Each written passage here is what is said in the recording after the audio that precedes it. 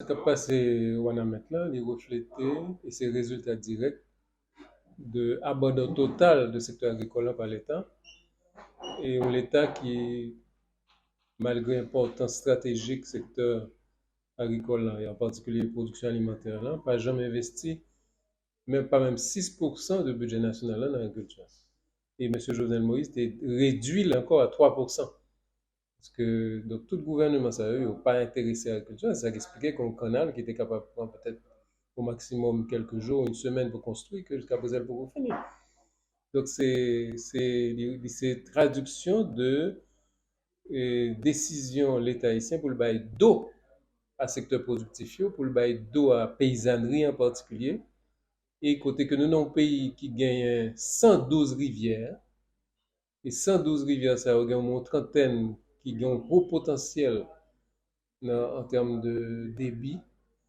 Et malgré que nous avons 112 rivières disponibles qui traversent ce territoire, plus fort moun nan pays n'a pas accès à de l'eau potable, plus fort population pays n'a pas accès à aucun service d'assainissement, et plus fort paysannerie dépendent de l'agriculture pluviale, côté que ressources hydriques extrêmement rares. Donc c'est une aberration totale et qui traduit logique l'État pays d'Haïti, qui sont l'État qui va d'eau à nation, qui pas intéressé à la production, qui pas intéressé à besoin de monde.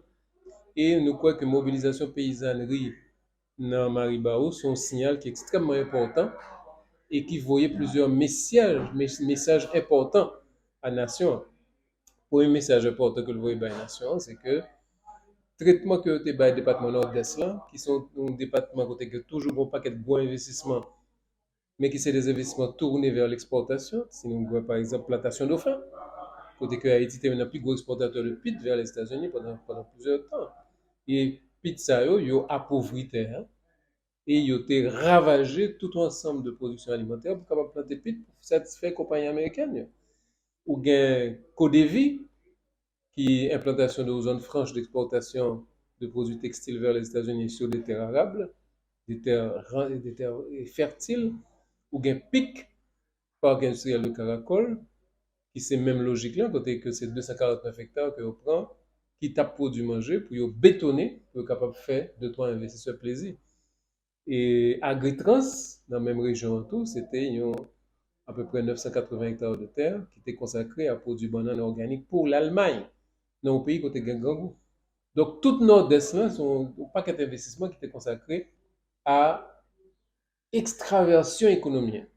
Et paysans Maribaro dit non, il faut que nous suspendions avec ça, il faut que nous produisons pour tête nous, et nous gagnons ressources pour nous produire pour tête nous, il faut que nous utilisions les ressources de façon intelligente. Et geste que Paysan Maribaro fait, parce que c'est eux-mêmes qui étaient lancés en 2013-2014, question de canal là.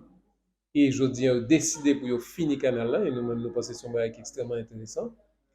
Ils sont en train de dire que faut que Haïti sorti dans la division régionale du travail que les États-Unis ont imposé à la région depuis 1915, côté que ils ont investi des milliards pour moderniser l'industrie sucrière dominicaine, des milliards pour moderniser l'industrie sucrière cubaine, et puis ils ont décidé que Haïti, ça l'a fait, c'est fournir main-d'œuvre bon marché, fournir travailleurs bon marché. Et pour qu'à fournir travailleurs bon marché, il faut que le territoire soit très répulsif. Il faut que les gens aient des difficultés pour manger, il faut que les gens aient des difficultés pour aller à l'école, il faut que les gens aient des difficultés pour joindre soins de santé, il faut que les gens aient des difficultés pour joindre l'eau potable. Donc c'est le rôle que l'impérialisme américain a Haïti joué dans la région Caraïbe là, qui est consubstantiel à niveau de misère massive que a plongé la population depuis très longtemps. Donc, Marie Barreau en train de dire nous, nous pas devons accepter de dire ça. Il faut que nous produisons, il faut que nous utilisions les ressources de façon intelligente et il faut que nous ayons priorité à besoin de la population. Donc, c'est des messages qui sont extrêmement forts.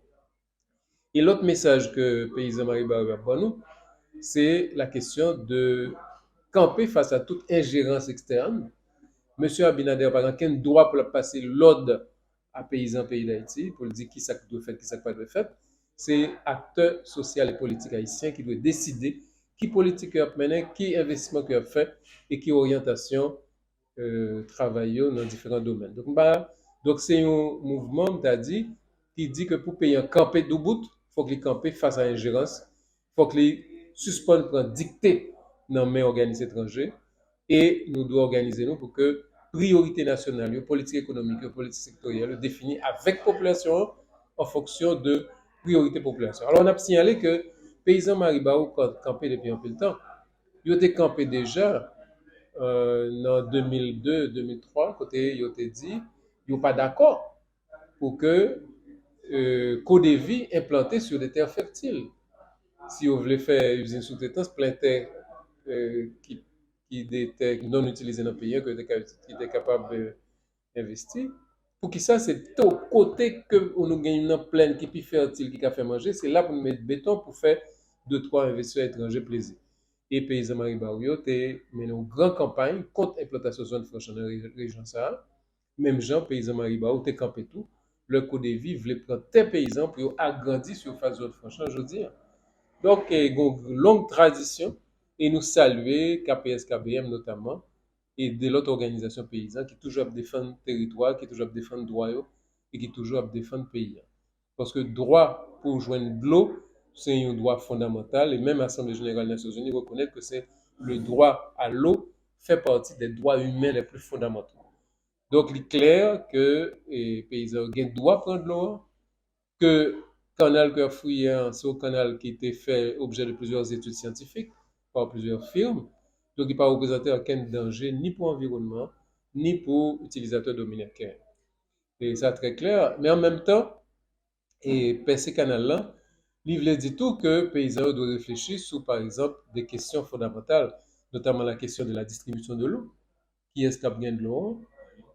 Et qui gens qui a utiliser de l'eau, dans quelle culture qui peut utiliser, est-ce qu'il y a des cultures qui piquent gourmand dans de l'eau que l'autre, pour du riz par exemple. Donc il faut que décider tout ça. Et il faut que tout fait pression sur l'État, parce que justement l'État était absent complètement du conflit jusqu'à présent. Il faut que fait pression sur l'État pour que bassin versant, par exemple, qui permettent que rivière Capoti un gros volume de l'eau dans la rivière Massacre, il faut que bassin versant ça nous fait des programmes de reforestation intensive là-dedans.